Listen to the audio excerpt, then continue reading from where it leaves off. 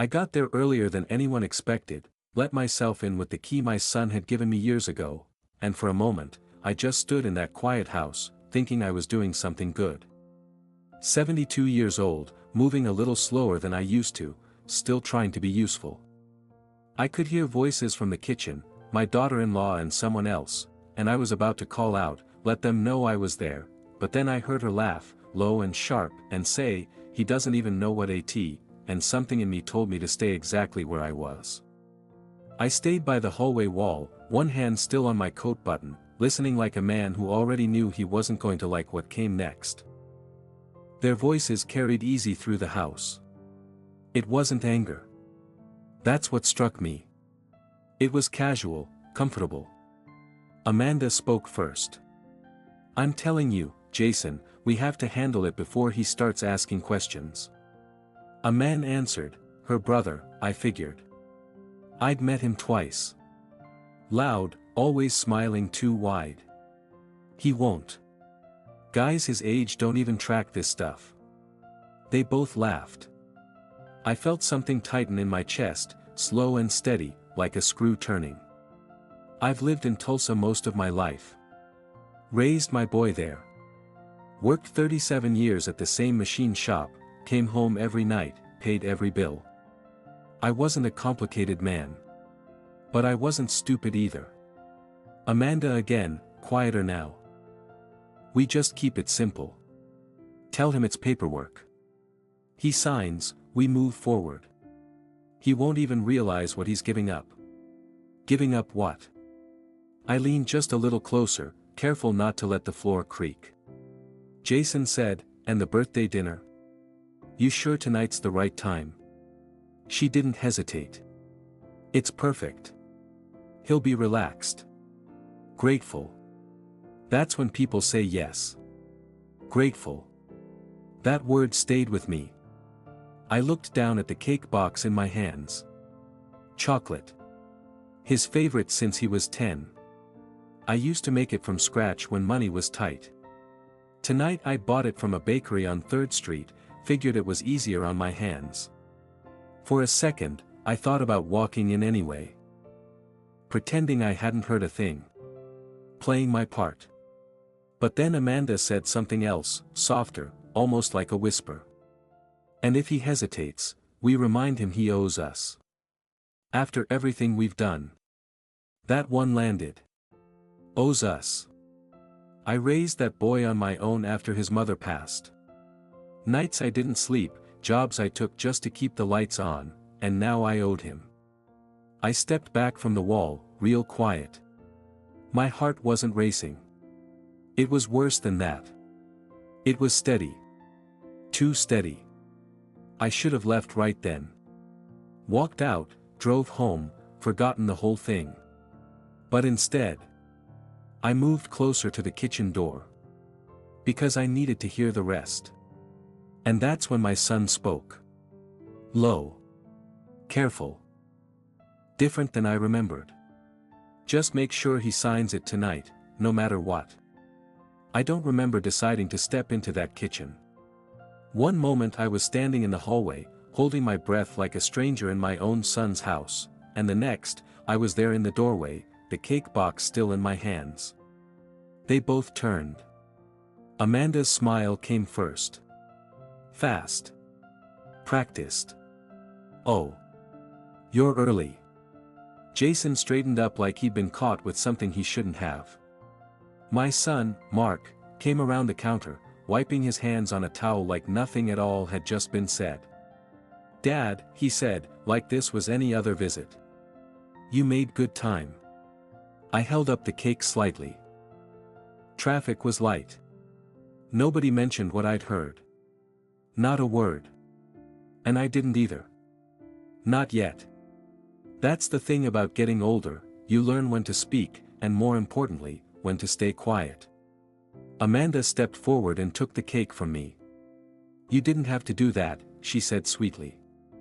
We already ordered something. Figured I'd bring it anyway, I told her. She hesitated just a second too long before nodding. Of course. That's thoughtful. Jason clapped his hands once. Well, look at this. Family coming together. Big night. I looked at him.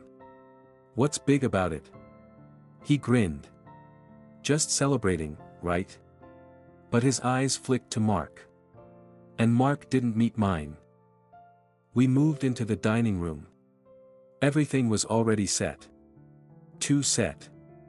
Plates lined up perfectly, glasses placed like a photograph. There was a folder sitting near my seat. Thin. White. Waiting. I noticed it right away. Pretended I didn't. We sat down. Small talk started up like a radio someone forgot to turn off. Amanda asking about my drive. Jason talking about some deal he was working on. Mark nodding along, quiet. Too quiet. I answered when I had to. Kept my voice even. Took it all in. Then dinner came out, and halfway through the first plate, Amanda reached for that folder. There it was. She slid it toward me gently, like it might spook me if she moved too fast. Before we get too far into the evening, she said, there's just something small we wanted to go over with you. Small. I set my fork down. Looked at the folder. Then at my son. He gave me a tight smile. Just some paperwork, Dad. Nothing complicated. Nothing complicated. I opened it. Pages. Legal language. Words stacked on words like they were trying to hide something underneath. But one line stood out clear as day. Transfer of property ownership. I read it twice. Then I looked up. The room felt different now. Colder somehow. You want me to sign my house over to you, I said. No one answered right away. Amanda leaned in, voice soft. It's not like that. It says it right here, I cut in, tapping the page. Mark shifted in his seat. Dad, it's just to make things easier down the line. Estate planning, that's all. Easier for who? That landed harder than I expected. He flinched. Just a little. Jason jumped in. Look, it's standard stuff. Happens all the time. I turned to him slowly. I wasn't talking to you. Silence fell over the table. Amanda's smile tightened. We're just trying to help you. You don't need to worry about these things anymore. There it was again. That tone. Like I was already halfway gone. I closed the folder carefully. Pushed it back toward them. I'm not signing anything tonight. Mark's jaw set. Dad. I said I'm not signing. The air snapped. Amanda leaned back, her voice losing that softness. We're trying to protect you. I met her eyes.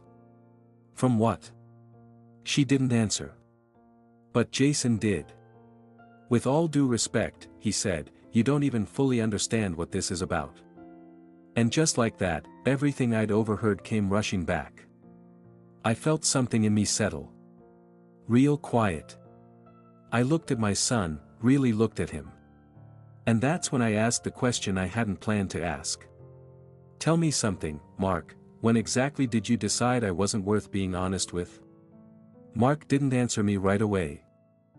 He just sat there, staring at the table like the wood grain had suddenly become more interesting than his own father. I'd seen that look before, back when he was a teenager, caught in a lie he didn't know how to fix. But this wasn't a broken window or a skipped class. This was something else. Amanda was the one who stepped in. Of course she was. You're being dramatic, she said, her voice sharper now, the sweetness gone. No one's lying to you. I let out a slow breath. I stood in that hallway for a full minute before I came in. That did it. Mark's head snapped up. Jason went still. And Amanda, she didn't move at all. You heard us? Mark asked. Enough. The word hung there between us. Amanda recovered first, straightening her back like she was stepping into a different role. Then you already know we're trying to make things easier for everyone. For everyone, I repeated quietly. That's what you call it. Jason leaned forward, resting his elbows on the table like he belonged there. Look, let's not twist this into something ugly. You're getting older. That's not an insult, it's just reality. I'm aware of my age, I said. Then act like it, he shot back. Mark didn't stop him. That hurt more than I expected. I turned to my son. You agree with him? He hesitated, just long enough to answer without really answering. Dad, we're just thinking ahead. You shouldn't have to deal with property taxes, maintenance, all that stress. I've dealt with it just fine for 40 years. That was before, Amanda cut in. Things change. I looked at her. Really looked this time. You've been in this family what, 8 years? She didn't like that. I could see it in her eyes. Long enough to see what needs to be done, she said coldly. Silence settled heavy on the table. I picked up the folder again, flipping through the pages slower now. Taking my time. Letting them watch me read every word they thought I wouldn't understand. You know what gets me, I said finally. No one spoke. There's not a single line in here about me living there. Not one. Mark shifted. That's implied. No, I said, shaking my head. Nothing like this is implied. Amanda's jaw tightened. We would never throw you out. I met her eyes. You just planned to make sure I couldn't stop you if you did. That landed. Jason leaned back, scoffing. You're paranoid. I ignored him. My eyes stayed on my son. Say it, Mark, I said quietly. Look me in the eye and tell me I'd still have control of my home after I sign this. He opened his mouth. Then closed it. That was all the answer I needed. Something inside me, not anger, not even sadness, just something old and steady, finally broke loose. I nodded slowly. All right. Amanda blinked. All right. I closed the folder and placed it neatly on the table. Yeah, I said. Now I understand. Mark leaned forward, relief creeping into his voice. So you'll sign. I looked at him for a long moment. Then I said, very calmly. No. The word hit harder this time. Amanda's chair scraped slightly as she shifted. You're making a mistake. Maybe, I said. But it'll be mine. Jason let out a dry laugh. Unbelievable. After everything your son's done for you. That did it. I turned to him, my voice low. You don't get to speak for him. Not in this house, not at this table, and sure as hell not about what's been done for me. He shut up after that. For a second, nobody moved. Then Mark spoke again, but this time there was something different in his voice. Not calm. Not careful. Tight. You're being stubborn, Dad. I held his gaze. No. I'm being careful. Amanda crossed her arms. So what now? You just walk away from this. I stood up slowly from the table. I think that's exactly what I'm going to do. Mark stood too. You're really going to ruin this over pride? I paused. Looked at him one more time. And that's when I said the one thing I knew I couldn't take back. This stopped being about pride the moment I realized you were waiting for me to get weak. The room went dead silent. And then Mark said something I don't think he meant to say out loud. Maybe if you already were, this wouldn't be so difficult. That one sentence didn't come out loud, not at first. It slipped out of him under his breath, like something he'd been holding back for a long time. But I heard it. Clear as anything.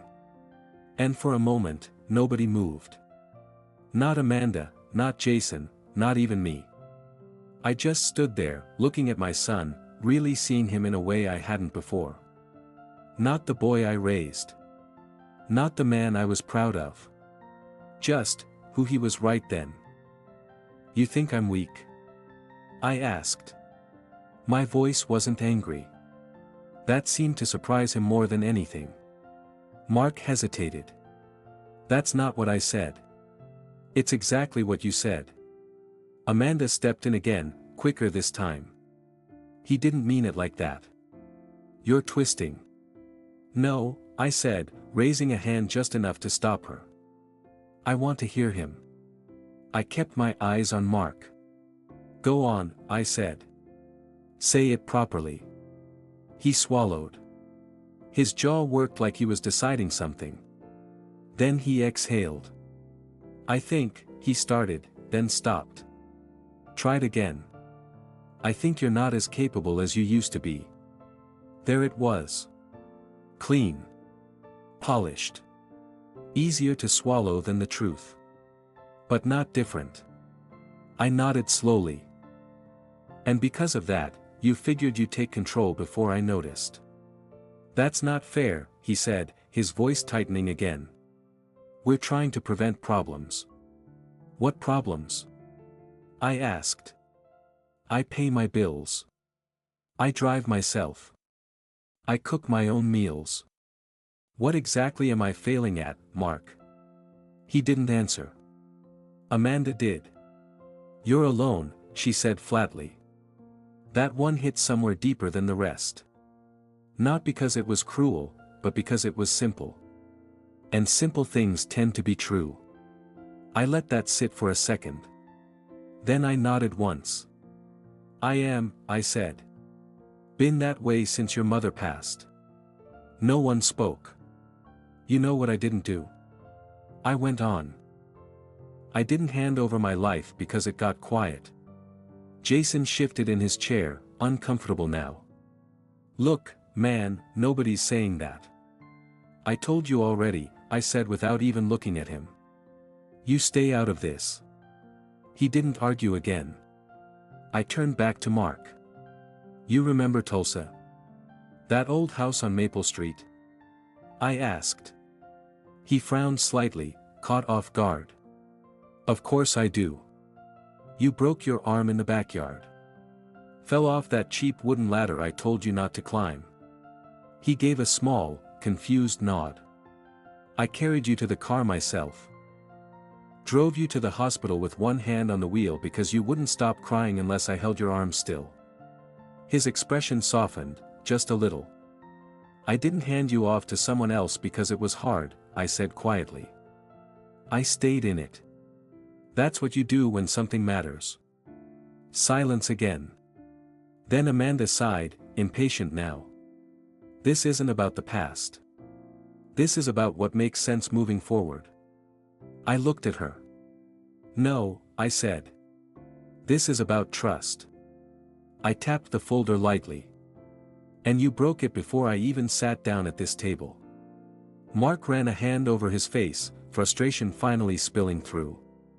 So what, that's it. You just shut us out now. I studied him for a long moment. Then I shook my head. No, you already shut me out. I just happened to hear it. That one landed harder than anything else I'd said. His shoulders dropped slightly. And for a split second, I thought maybe, just maybe, something in him was about to give. But then Amanda spoke again. Sharp. Cold. If you walk out of here without signing that, don't expect things to stay the same. There it was. Not even hidden anymore. A quiet kind of threat. I picked up my coat from the chair, slow and steady. I don't think they were the same to begin with, I said. Mark stepped toward me. Dad. I stopped him with a look. And then I said something I hadn't planned, something that surprised even me. You know, when I walked in tonight, I thought I was coming here to celebrate your birthday. I paused. But now I'm starting to wonder. I looked at the table. The folder. The untouched cake. If this dinner was ever about you at all. And the way Amanda's face changed in that moment told me everything I hadn't heard yet. Amanda didn't answer right away. She just stood there, staring at me, and for the first time since I'd walked into that house, she didn't try to fix the moment. That's when I knew. Mark looked between us, confused. What does that mean? I didn't take my eyes off her. Go on, I said quietly. Tell him. Her lips pressed into a thin line. There's nothing to tell. I let out a slow breath, then reached back to the table and picked up the folder again. You should have hidden this better, I said. Mark frowned. What are you talking about? I flipped to the last page. The one they clearly didn't think I'd read closely enough. There's a clause here, I said, tapping it.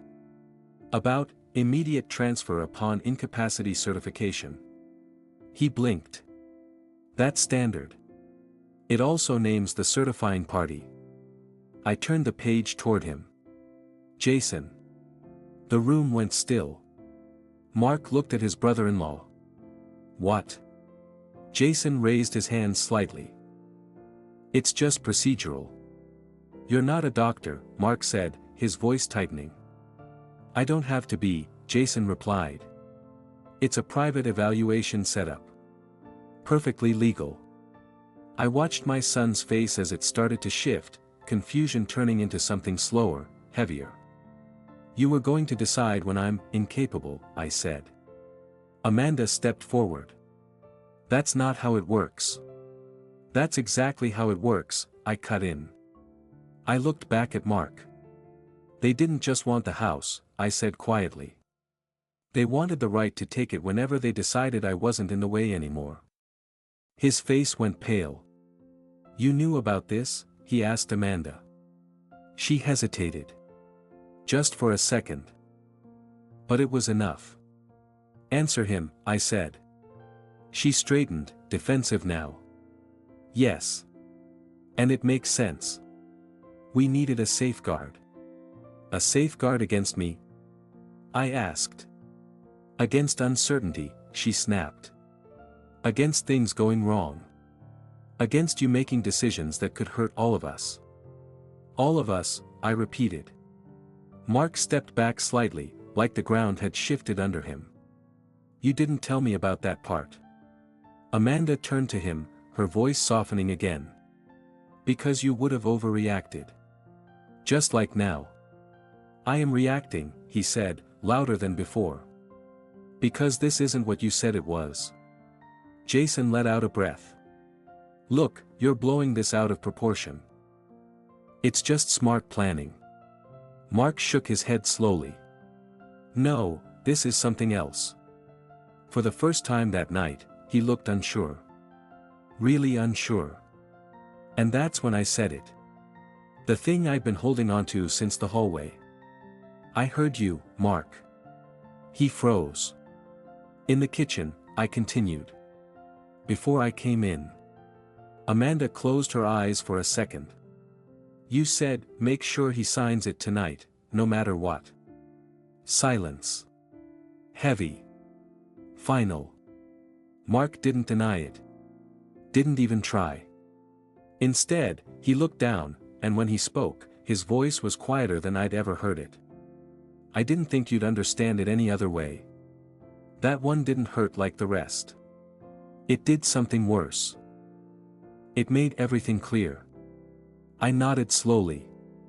So this wasn't about helping me, I said. No one answered. It wasn't about planning ahead. Still nothing. I set the folder back down on the table, neat, careful, like it mattered.